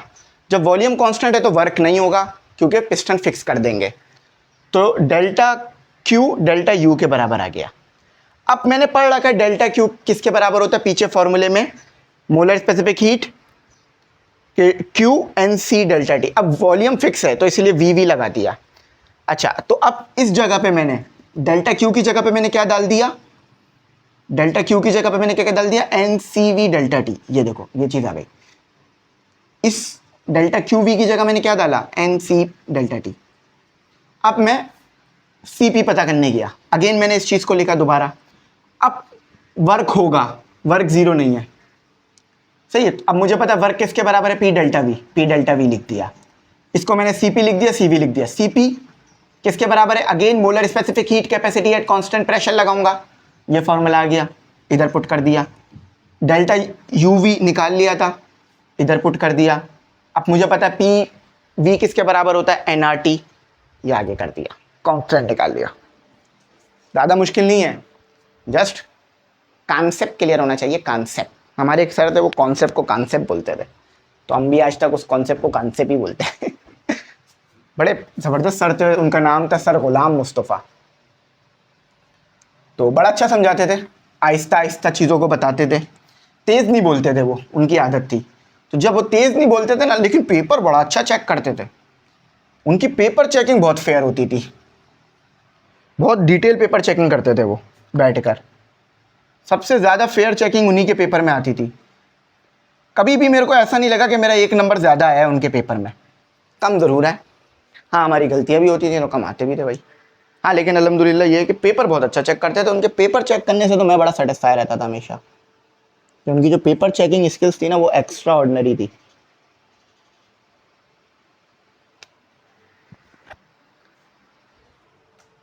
अच्छा अब यहाँ से न्यूमेरिकल शुरू हो जाएंगे। अभी तक जितना भी टाइम लगा वो सारा का सारा हमने क्वेश्चन आंसर्स में निकाल दिया। अब हम न्यूमेरिकल करेंगे। Numerical number 1, a 50 gram PIECE piece of copper at 100 Celsius is placed, place यानी रखा हुआ होना, इन 200 ग्राम ऑफ वाटर। परेशान नहीं होना, बहुत डिटेल में समझाऊंगा। At 20 Celsius. आप लोग तो पहली बार कर रहे हो ना, हम तो इसे 10-15 बार पहले भी करा चुके हैं, तो हमें तो करा करा के याद हो गया कि क्या करना होता है आगे। Of the system is 30। अब जो पढ़ा है ना उसका प्रैक्टिकल यूज है। कैलकुलेट द हीट, क्या कैलकुलेट करना है, calculate the heat capacity capacity of copper, heat capacity of copper पता करना है, याद रखना कॉपर पता करना है, यानी Cp पता करना है, ये याद रखना। अच्छा, heat capacity of water given है। मैंने कहा था ना एलिमेंट चेंज होगा तो हीट कैपेसिटी चेंज हो जाती है। तो Cw आपको गिवन है जो कि है 4.18 जाउल ग्राम और सेल्सियस। अच्छा, अब देखो एक चीज़ दिमाग में रखना कि देखो यहाँ पर आपको फॉर्मूले में क्या दे दिया, ग्राम, यानी मास ग्राम में है, तो हर जगह मास आपका ग्राम में होना चाहिए। जहाँ भी कहीं मास होगा वो ग्राम में होगा, जैसे यहाँ मास अलग ग्राम में है। ठीक है, अब मैं आपको ये न्यूमेरिकल बहुत डिटेल में ले जाके कराना शुरू करता हूँ, इंशाल्लाह बात अच्छी समझ आएगी।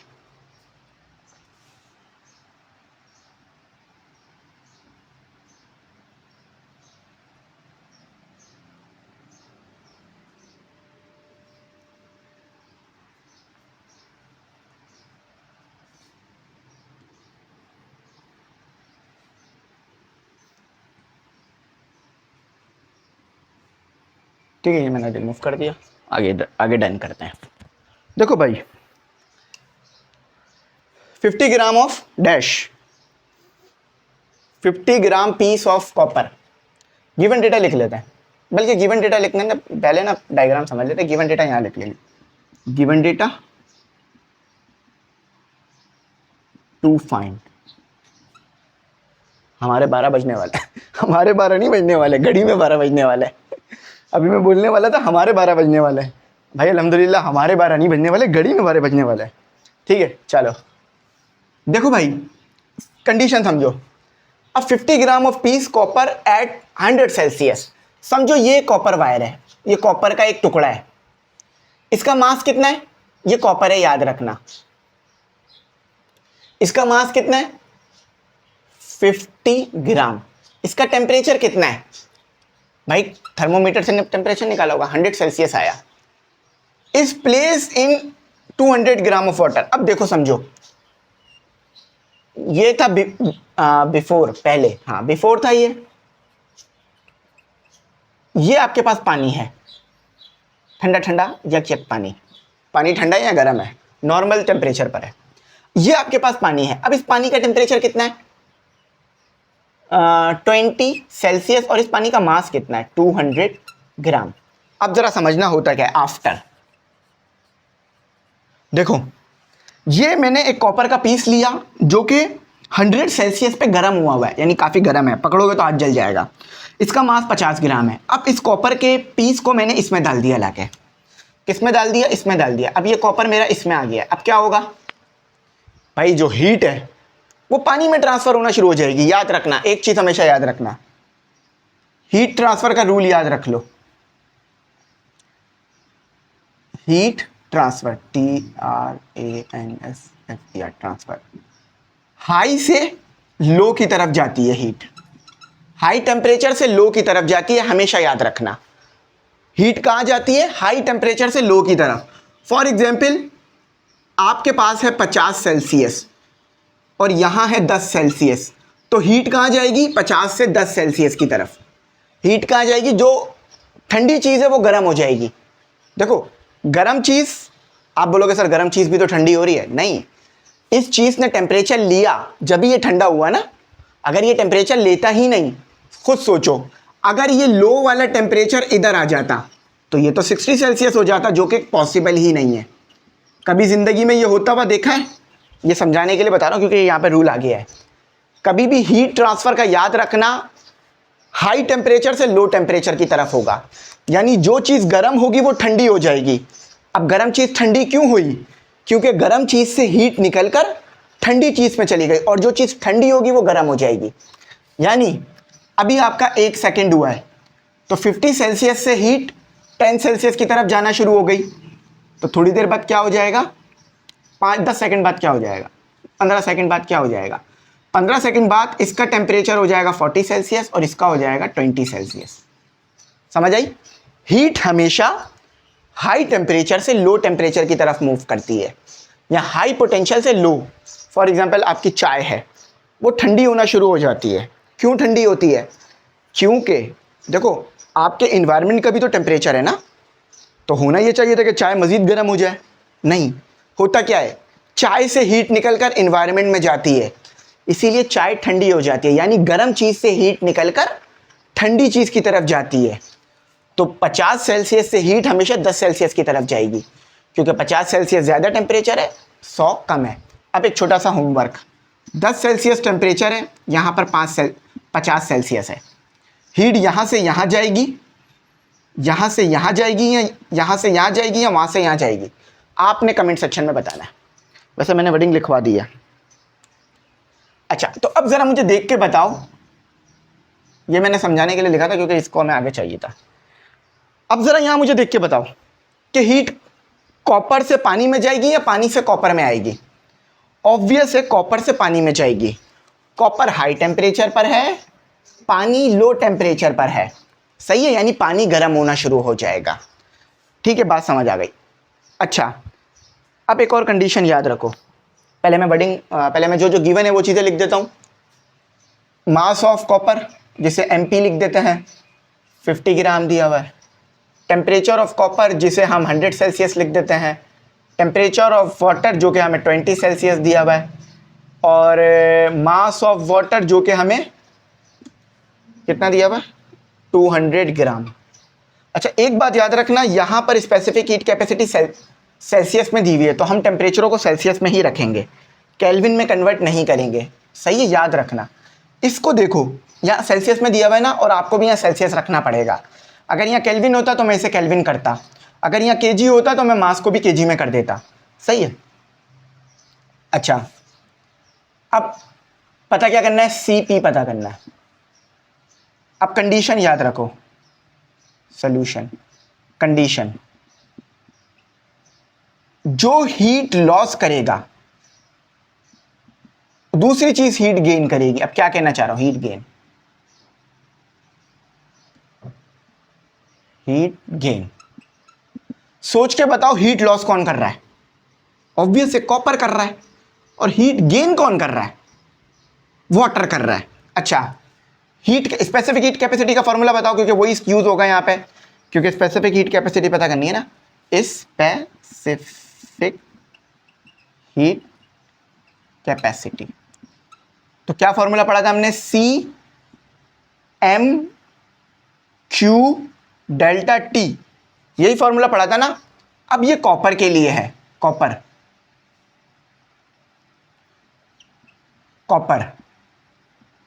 और ये वाटर। अब जब फॉर्मूला कॉपर के लिए लिखोगे तो यहां आ जाएगा PP, सही है, PP लिख देना। और जब वाटर के लिए लिखोगे तो क्या आ जाएगा, CW, MW और Q डेल्टा T आ जाएगा। सही। अच्छा, डेल्टा T याद रखना, T2 माइनस T1। T2 मतलब high temperature, T1 minus low temperature. High low, confusion ना हो कभी भी जिंदगी में आपको। क्या हो गया, वर्डिंग हो, कंफ्यूजन ना हो कभी भी जिंदगी में आपको। अच्छा, अब देखो, heat loss, specific heat capacity का फॉर्मूला आएगा, यानी CP इज इक्वल टू, एक मिनट का, हम फॉर्मूला गलत तो नहीं लिख रहे हैं? अरे रे, इसी फॉर्मूले को हीट के लिए लिखो, Q is equal to CP, क्योंकि हमने हीट लॉस लिखा है ना, हीट गेन लिखा है, तो इस फॉर्मूले को हीट के लिए लिख दो। तो क्या करो, CP ऊपर रहेगा, Q यहीं रहेगा, MP डेल्टा T आ जाएगा। सही है। ये फॉर्मूला थोड़ा गलत क्यों हो रहा है? अरे, अब समझ में आया, हमने फॉर्मूला ही गलत लिख दिया शुरू से, हमने फॉर्मूला गलत लिखा है, इसको फॉर्मूले को ठीक करो। ये मेरे भी दिमाग में नहीं रहा कि हम फॉर्मूला गलत लिख रहे हैं। कोई मसला नहीं है, पता चल गया ना कि गलत लिख रहे थे फॉर्मूला। फॉर्मूला होगा Q is equal to MC delta T।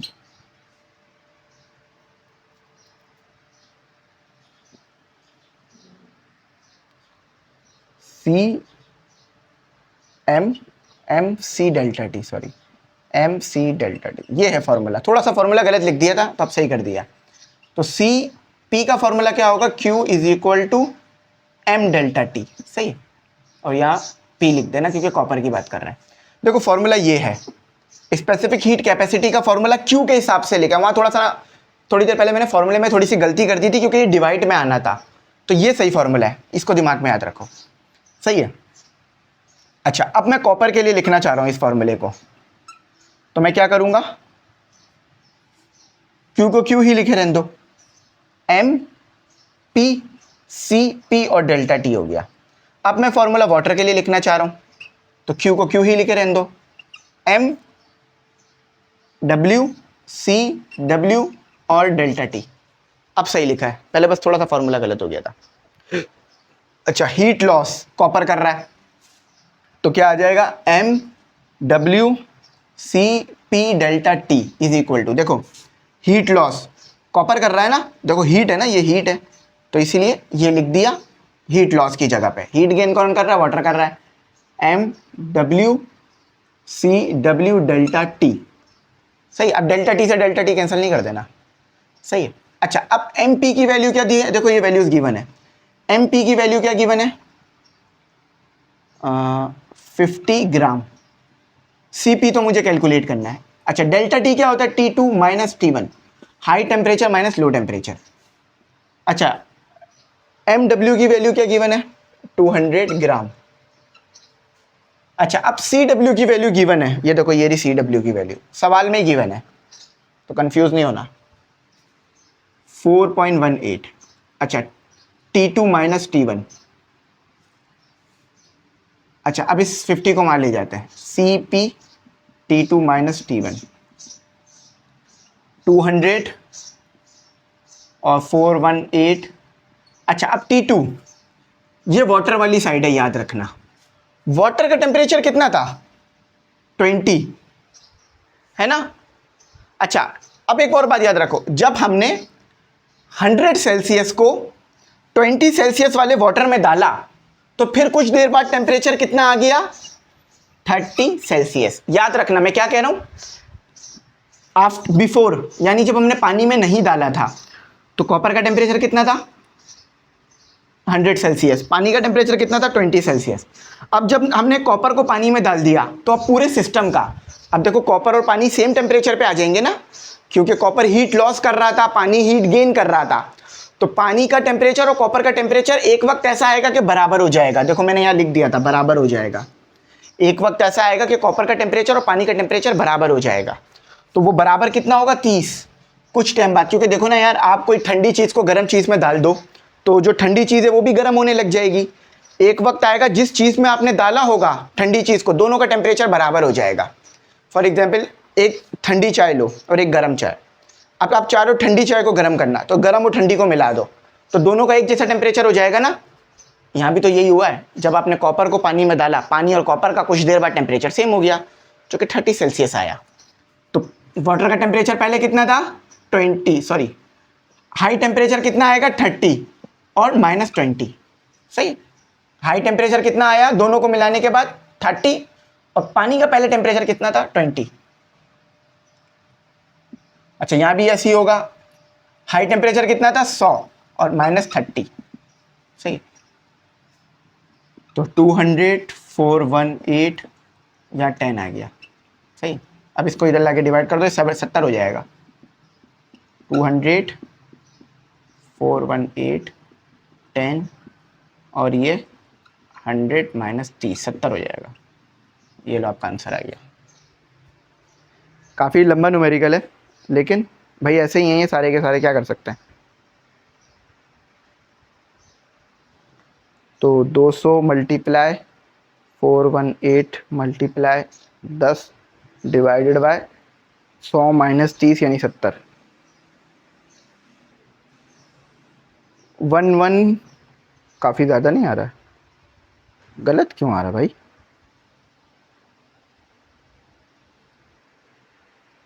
एक मिनट रुको, गलत क्यों आ रहा है।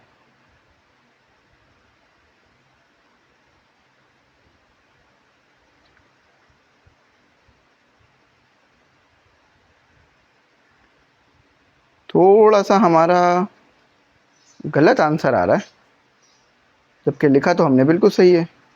अच्छा हाँ सही है ना, एक मिनट, यहाँ पर m भी तो था, m कहाँ गया, ये 50 कहाँ गया, 50 तो रखा ही नहीं हमने, ये 50 भी तो था यहाँ पे, देखो ना ये 50 हमने मिस कर दिया आगे लिखते लिखते, ये मेरी ही गलती है, ये 50 भी तो आएगा। अब ये 50 भी तो है यहाँ पर, अब ये 50 नीचे जाके डिवाइड हो जाएगा, अब सही आ जाएगा जवाब। हाँ अब सही आ गया, 2.38 2.38। अच्छा यूनिट क्या आएगा, यूनिट यही आएगा जो यहाँ पर लिखा हुआ है, जाउल ग्राम सेल्सियस। ये लो ये फाइनल आंसर है। बस गलती पता है हमसे क्या हो गई थी, ये हमने 50 जो यहाँ लिखा हुआ था इग्नोर कर दिया था गलती से, तो वो हमें पता चल गया था, आंसर हमारा गलत आने लगा। तो यहाँ 50 लिखा हुआ है, 50 को लिख लेना, यहाँ पे मल्टीप्लाई हो रहा है, नीचे जाके डिवाइड हो जाएगा। सही है, CP को यहीं रहना है, तो बाकी इन दोनों फैक्टर्स को यहाँ ले चले आना। बाकी देखो अल्हम्दुलिल्लाह पूरा हमने ठीक लिखा, बस ये एक छोटी सी मिस्टेक हो गई थी कि फॉर्मूला जल्दी जल्दी में हमने गलत लिख लिया था। बाकी अभी पूरा आंसर सही है, आप इसको एज इट इज अपने पास नोट डाउन कर सकते हो।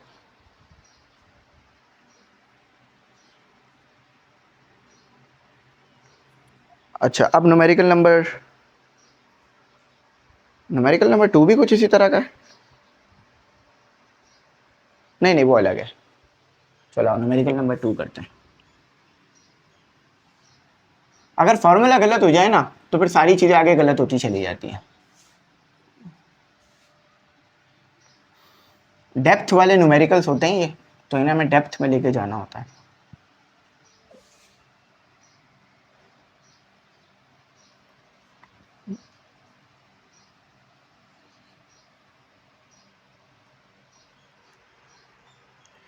अगर आपको गलती वगैरह नज़र आ जाए करे ना तो थोड़ी देर वेट कर लिया करो, तो ये है कि मैं उसको जब कर रहा होता हूँ तो फिर ठीक कर ही देता हूँ। और एक ज़िंदगी में रियलिटी याद रखो कि ऐसे लोगों से हमेशा दूर रहना जो आपकी बात को सुनकर दूसरों तक पहुँचा देते हैं, ऐसे लोगों से दूर रहो, इसे चुगली कहा जाता है। ठीक है, तो चुगली बिल्कुल भी नहीं करनी चाहिए। आपको पता चल जाए, फॉर एग्जाम्पल कभी किसी पे बड़ा भरोसा करना चाह रहे हो ना, आप चाह रहे हो यार इसको मैं कोई बड़ी राज की बात बता दूँ, तो पहले ना उसको एक छोटी सी राज की बात बता दो। ठीक है, कोई छोटी मोटी राज की बात बता दो, जो अगर वो इंसान, इसे कहते हैं हल्के पेट का होना, यानी दूसरे को बोल देना। कभी भी ऐसे इंसान से ना कारोबार करना, ना ज़्यादा ताल्लुक़ रखना जो अपने बातों को, आपकी बातों को सुन के आगे पहुंचा रहा है, चाहे 1 लोगों को बताएं या 1000 लोगों को। तो ऐसे इंसान से दूर रहो, क्योंकि ये बहुत बड़ा आपको आगे जाके नुकसान पहुंचाएगा। आपके कारोबार में कोई सीक्रेट होगा, ये दूसरों को बता देगा, पैसों के लिए भी बता सकता है, बगैर पैसों के लिए भी, मज़े के लिए बता देगा। यहाँ पर बहुत सारे लोगों की मैंने ये आदत देखी है कि वो मज़े के लिए, फ़न के लिए, क्योंकि काम वगैरह कुछ कर नहीं रहे होते, फ्री बैठे होते, तो उन्हें यही अच्छा काम लगता है, इंटरेस्टिंग लगता है कि आपकी बातों को सुनेंगे। आपने बताया यार मेरे साथ ना ऐसा ऐसा हो गया है और अब मैं परेशान हूँ, आपने तो इसलिए बताया था ना कि आपकी परेशानी दूर कर दी जाए। वो कोई आपको मशवरा दे दे, आपको वो समझ ना आ रही हो, कोई अपने ताल्लुक इस्तेमाल करके आपको फ़ायदा पहुँचा दे, तो वो आपकी बात को आगे पहुँचा देगा। सही, चलें स्टूडेंट, अब जो है वो अपना नेक्स्ट क्वेश्चन हम करेंगे, जो कि है आसान क्वेश्चन। सारे ही आसान है, बस अगर आप लोग इसे अच्छी तरह से समझ लें तो। अच्छा, question number 2, how much heat will B required to rise the temperature of 1 kg of lead। भाई देखो, आपको एक टेम्परेचर बढ़ाना है, वो कितना बढ़ाना है मैं बताता हूँ, 30 Celsius to 105 Celsius. The specific, मेरे साथ क्वेश्चन उतारते रहें, specific heat capacity of lead, आपको लीड दी भी एक इस 0.128 जूल के जी, ये दिया हुआ आपको सिनेरियो।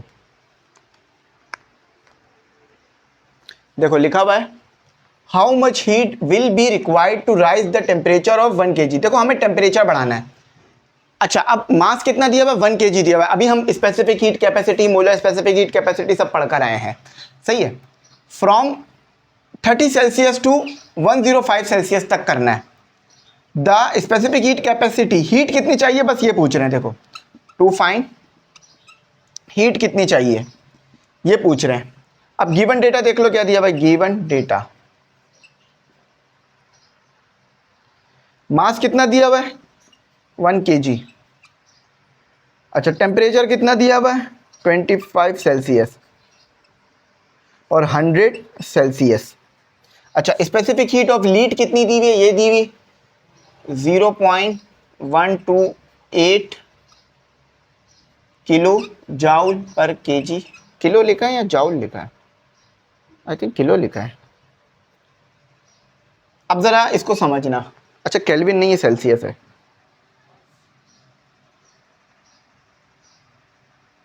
टेम्परेचर सेल्सियस में दिया हुआ, केल्विन में नहीं दिया हुआ।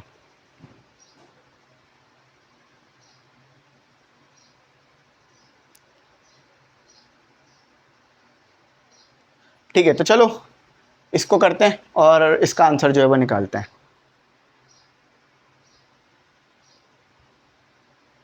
टेम्परेचर में यहाँ कुछ गड़बड़ सी महसूस हो रही है कि यहाँ टेम्परेचर 30 लिखा हुआ है और यहाँ 105 लिखा हुआ है, तो इसको सही करते हैं ना, 30 और 105,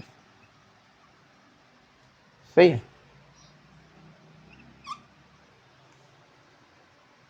अच्छा, अब आगे करते हैं। देखो, फॉर्मूला तो हमें पता है हीट निकालने का क्या है, Q is equal to M C delta T.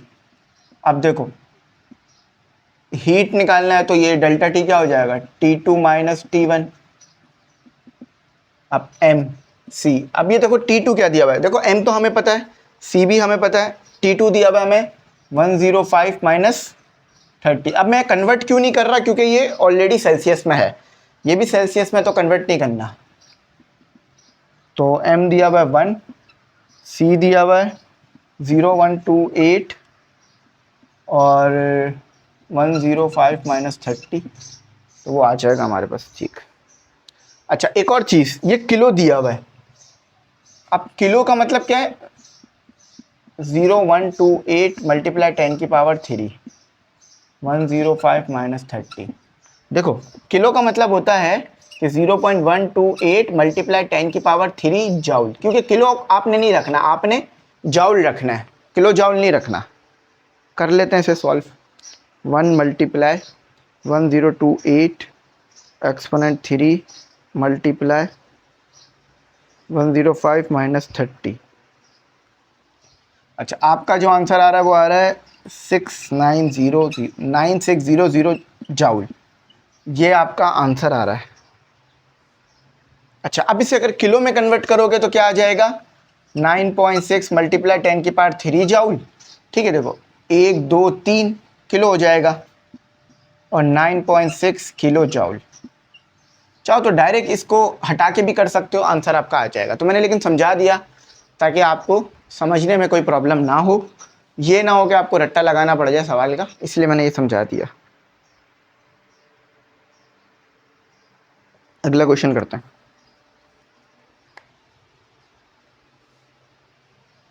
देखो, आप ये वाले टेम्परेचर रख के करना, आंसर सही आ जाएगा।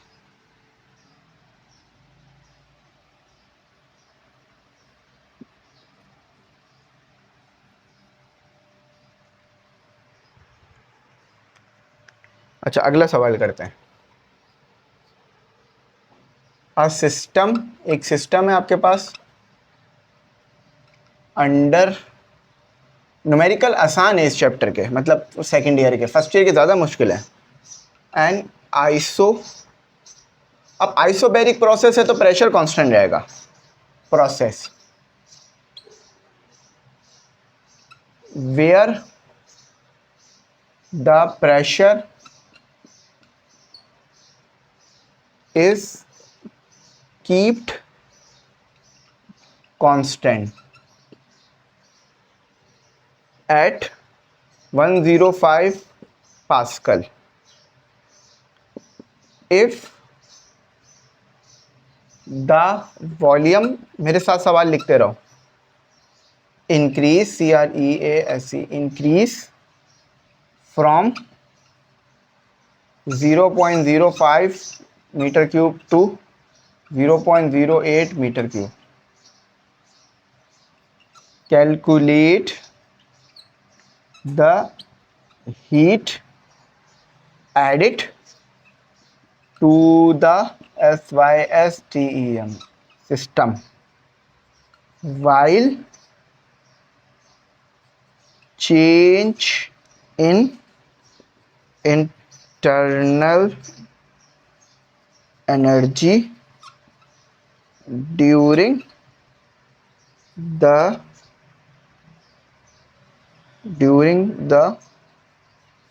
process is -3900. अच्छा, करना कुछ नहीं है, आपने जो हीट सिस्टम में दी है वो निकालनी है. मैं ज़रा तरीका समझा देता हूँ ताकि आप लोगों को ना रट्टा ना लगाना पड़े सवाल में. रट्टाफिकेशन से बचाने के लिए ही तो कॉन्सेप्ट क्लियर करते हैं. देखो भाई, एक सिस्टम है जिसमें हो रहा है आइसोबैरिक प्रोसेस. अभी देखो आपने ये प्रोसेस नहीं समझा. आइसोबैरिक याद रखना, आइसोबैरिक प्रोसेस एक ऐसा प्रोसेस होता है जिसमें आपके पास प्रेशर कांस्टेंट रहता है. अभी थोड़ी देर पहले हमने पढ़ा था ना, फॉर एग्जांपल आपके पास प्रेशर है 10 atm, 10 atm का प्रेशर है, या प्रेशर है आपके पास प्रेशर है 10 atm का, या आपके पास प्रेशर है 10 पास्कल, कुछ भी यूनिट लिख सकते हो, जो यूनिट हो, या 10 न्यूटन पर मीटर स्क्वायर का. तो प्रेशर चेंज नहीं होगा. ऐसे प्रोसेस को बोलेंगे आइसोबैरिक प्रोसेस. सही, प्रेशर चेंज ना हो, आइसोबैरिक प्रोसेस कहलाता है. अच्छा, तो अब हम गिवन डेटा देख लेते हैं. गिवन डेटा में क्या दिया भाई, गिवन डेटा और टू फाइंड क्या करना है. तो where the pressure is kept constant. अच्छा, प्रेशर कितना दिया हुआ है, P इज इक्वल टू 10, ये किलो है, के का मतलब है किलो. तो अगर इसको मैं खोल लूंगा तो ऐसे आ जाएगा. खोल दिया करें इसको, ठीक है. इफ द वॉल्यूम कितना है, सॉरी, वॉल्यूम कितना है 0.05 मीटर क्यूब. और देखो जब पिस्टन मूव करेगा, याद रखना प्रेशर कांस्टेंट हो तो वर्क होता है, प्रेशर कांस्टेंट हो तो वर्क होता है. तो पहले पिस्टन यहाँ था, अब पिस्टन यहाँ पर पहले V1 पे था, अब V2 पर आ गया. सही है. तो V2 कितना दे दिया, 0.08 metre cube. Added to the system while the change in energy, energy में जो चेंज आ रहा है वो कितना, डेल्टा U कितना दे दिया, इंटरनल एनर्जी U होता है, अभी थोड़ी देर पहले हमने पढ़ा, -300 जाउल. आपको निकालना है Q, डेल्टा Q. अब फॉर्मूला कौन सा लगेगा, first law of thermodynamic. First law of thermodynamic क्या होता है, delta U is equal to delta Q is equal to delta U plus delta W. अब हमने पढ़ा हेयर कि डेल्टा W बराबर होता है P डेल्टा V के. तो delta Q is equal to delta U plus P delta V हो गया. हम ये पीछे ड्राइव भी कर चुके हैं थोड़ी देर पहले. अब मैंने उसी वक्त बता दिया था डेल्टा V बराबर होता है V2 माइनस V1 के. तो इसीलिए तो कहा है कि एक वीडियो में पूरा चैप्टर करा रहे हैं. अच्छा, डेल्टा U आपको क्या दे दिया, माइनस, देखो ये डेल्टा U दिया हुआ है 3900, यहाँ भी लिखा हुआ है डेल्टा U. अच्छा, P आ गया, P कितना दिया हुआ है 10 मल्टीप्लाई 10 की पावर 3. अच्छा, V2 minus V1, V2 minus V1. सही है, थोड़ा सा गैप कर लेते हैं.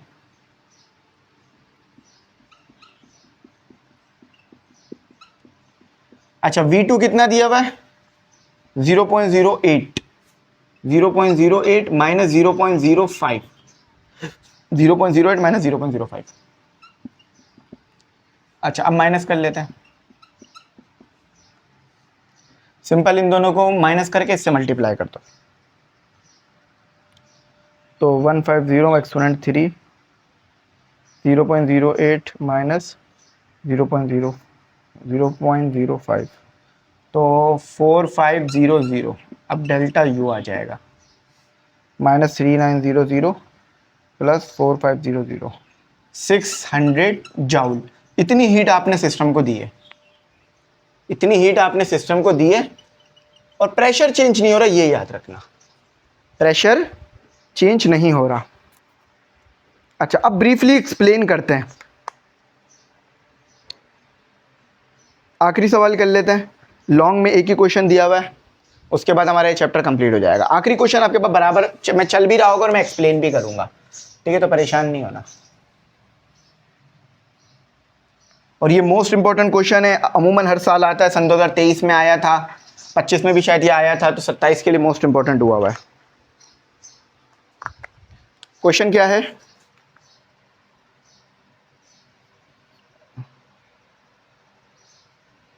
ब्रीफली एक्सप्लेन आइसोकोरिक आइसोबैरिक, देखो अभी थोड़ी देर पहले हमारे पास आया था ना, आइसो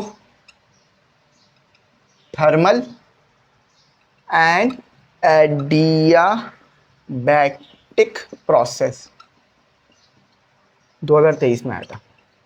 अब मैं एक एक करके सारे प्रोसेस आपको बताता रहता हूं और उसको समझाता रहता हूं।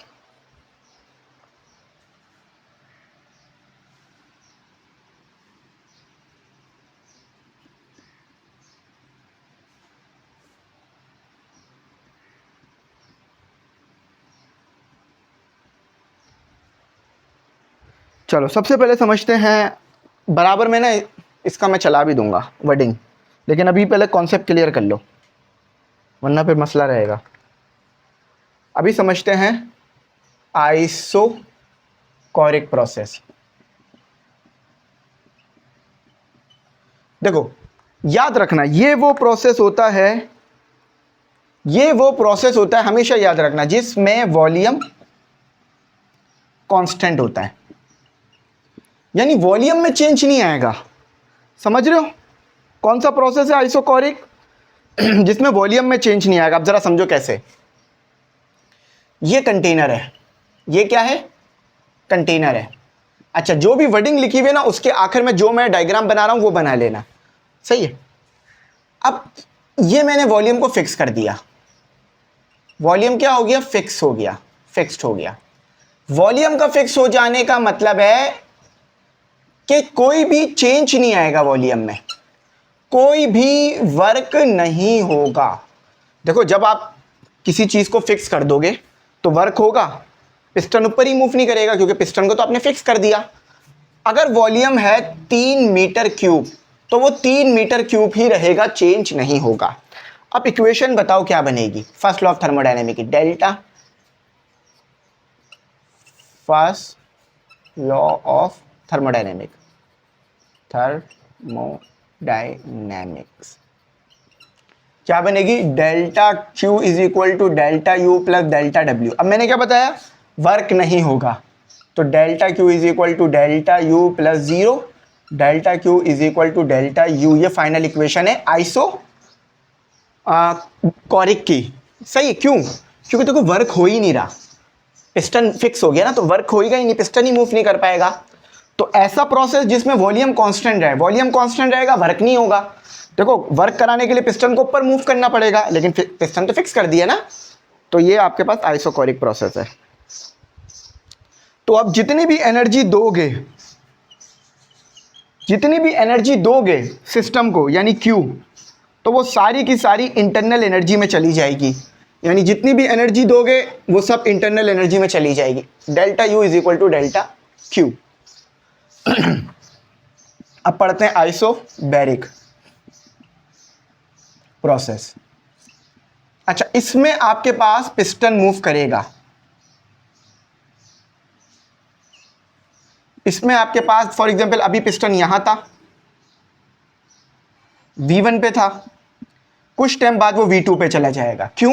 क्योंकि इसमें प्रेशर कांस्टेंट रहता है। प्रेशर क्या रहता है? कांस्टेंट, ठीक है। इसमें प्रेशर मूव करता है, प्रेशर कांस्टेंट रहता है, यानी इसमें वर्क होता है, वर्क डन, इसमें वर्क होता है, सही है, इसमें वर्क होता है, मगर इसमें प्रेशर क्या रहता है, कांस्टेंट। फॉर एग्जांपल आपने नीचे से हीट दी, वो हीट दो जगह पे जाएगी, एक तो इंटरनल एनर्जी बढ़ेगी, सही है, ऊपर से वर्क भी होगा, सही है। अच्छा, अब फर्स्ट लॉ ऑफ थर्मोडायनेमिक क्या हो जाएगा, first law of thermodynamic, first law of thermodynamics क्या हो जाएगा, delta Q is equal to delta U plus delta W. अब देखो इसमें ये भी जीरो नहीं है, ये भी जीरो नहीं है, हीट आप दोगे वो डेल्टा यू में भी जाएगी और वर्क भी होगा। अब वर्क हमने पढ़ रखा है, पीछे क्या पढ़ा था, P delta we. Final equation क्या आ जाएगी आइसोबैरिक की, पी डेल्टा वी, ये आइसोबैरिक हो गया, सही है, ये आइसोकोरिक हो गया, ये आइसोबैरिक हो गया। अच्छा, इसमें मिनिमम वर्क होगा यानी जीरो, इसमें वर्क होगा, मैक्सिमम नहीं है लेकिन सिर्फ वर्क होगा, आइसोथर्मल, आइसोथर्मल प्रोसेस। याद रखना इसमें टेम्परेचर कांस्टेंट रहेगा, इंटरनल एनर्जी कांस्टेंट रहेगी, टेम्परेचर भी कांस्टेंट रहेगा, ये भी बोल सकते हो, कांस्टेंट टेम्परेचर। समझाता हूं कैसे। फॉर एग्जांपल ये आपके पास सिलेंडर है, ये पिस्टन लगा हुआ है, इसमें पिस्टन मैक्सिमम वर्क होगा, याद रखना इसमें मैक्सिमम वर्क होगा, वर्क डन। अब मैक्सिमम वर्क डन का क्या मतलब है, देखो आपने हीट दी नीचे से, टेम्परेचर नहीं बढ़ेगा, देखो टेम्परेचर था 20 सेल्सियस, आगे भी 20 सेल्सियस ही रहेगा। देखो याद रखना इसमें टेम्परेचर बढ़ रहा है, अंदर वर्क भी हो रहा है, मगर इसमें टेम्परेचर नहीं बढ़ेगा, यू नहीं बढ़ेगा, यू में चेंज नहीं आएगा। अब जब आप हीट दोगे तो वो सारी की सारी हीट वर्क में चली जाएगी। अभी मैं करके दिखाता हूँ। जब भी मैं कह रहा था मैक्सिमम, क्योंकि जितनी भी हीट आपने दी वो इंटरनल एनर्जी में नहीं गई, वो वर्क में चली गई। अब देखो फर्स्ट लॉ ऑफ थर्मोडायनेमिक क्या होगा, first law of thermodynamic, thermodynamic delta Q is equal to delta U plus delta W. इसमें डेल्टा यू आपके पास जीरो होगा क्योंकि चेंज नहीं आएगा, तो delta Q is equal to delta W. यानी इसमें क्या हो रहा था, इस वाले प्रोसेस में क्या हो रहा था कि डेल्टा यू मैक्सिमम आ रहा था, इस वाले प्रोसेस में क्या हो रहा है, डेल्टा डब्ल्यू मैक्सिमम आ रहा है, क्योंकि इंटरनल एनर्जी में टेम्परेचर में चेंज ही नहीं आ रहा, जितनी भी एनर्जी दे रहे हो वो सब वर्क में जा रहा है। एडियाबैटिक, एडियाबैटिक प्रोसेस, इसमें हीट जो है वो जीरो होगी। अब क्यों, देखो आप नीचे से कोई भी हीट नहीं दे रहे, एडियाबैटिक में यू जीरो होगा, कोई भी हीट नहीं दे रहे। अब अगर वर्क होगा तो पिस्टन को दबाने से होगा, तो इसमें क्या आएगी फर्स्ट लॉ ऑफ थर्मोडायनेमिक, इधर लिख रहा हूं delta Q is equal to delta U plus delta W, ये जीरो हो गया, delta U minus delta W.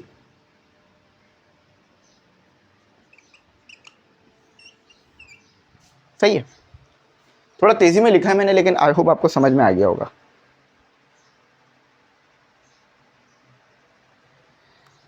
इस वाले प्रोसेस में क्या होगा, इस वाले प्रोसेस में Q जीरो होगा क्योंकि हम नीचे से कोई हीट नहीं देंगे। देखो ये वाले प्रोसेस में वॉल्यूम जीरो है, वर्क जीरो है।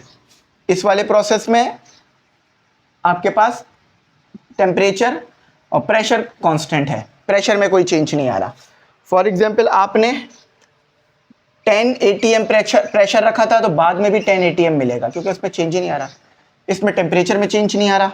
इसमें एडियाबैटिक प्रोसेस है, एडियाबैटिक प्रोसेस में डेल्टा यू जीरो होता है, एनर्जी देते ही नहीं है सिस्टम को। अब अगर वर्क होगा तो वो कैसे होगा, आप पिस्टन को दबा दो, ऑन द पिस्टन, पिस्टन को दबाओगे तो वर्क होगा। इसको अपने पास एज इट इज लिख लेना, पहले जो वर्डिंग चल रही है वो लिखना, उसके बाद ये चीज़ लिखना। मैं फिर कह रहा हूँ क्या करना है, पहले जो वर्डिंग चल रही है, फॉर एग्जाम्पल आपने आइसोकोरिक प्रोसेस लिखा, उसकी जो वर्डिंग चल रही है वो लिखी, फिर ये डायग्राम और ये बना लेना। उसके बाद ये पूरा लिखना, ठीक है, ये पूरा लिखना। उसके बाद आइसोबैरिक की वर्डिंग बराबर से देख के लिखी। उसके बाद ये पूरी चीज़ आप लिख लेना अपने पास, और मैंने एक्सप्लेन भी कर दिया है तो समझ भी आ गया होगा। इसी तरह आइसोथर्मल और आइसोकोरिक में भी करना, एडियाबैटिक में भी करना, ठीक है। तो आई होप थोड़ा जल्दी समझाया मैंने, क्योंकि नमाज का वक्त हो रहा है ना इसलिए। लेकिन ये है कि मैंने डिटेल में समझाया, आपको इसमें रोका नहीं है चीज़ों को। अब मेरे भी इसके कॉन्सेप्ट क्लियर थे तो इसलिए मैंने जल्दी जल्दी करा भी दिया। देख रहे हो कॉन्सेप्ट क्लियर होना कितना ज़रूरी है। तो यहीं तक रखते हैं। याद रखना मैक्सिमम वर्क इसमें होगा, मिनिमम वर्क इसमें होगा। मिनिमम वर्क क्योंकि 0 है ना, तो मिनिमम वर्क है। तो यहीं तक रखते हैं। Thanks for watching. अल्लाह हाफिज़। कीमती में ज़रूर याद रखना।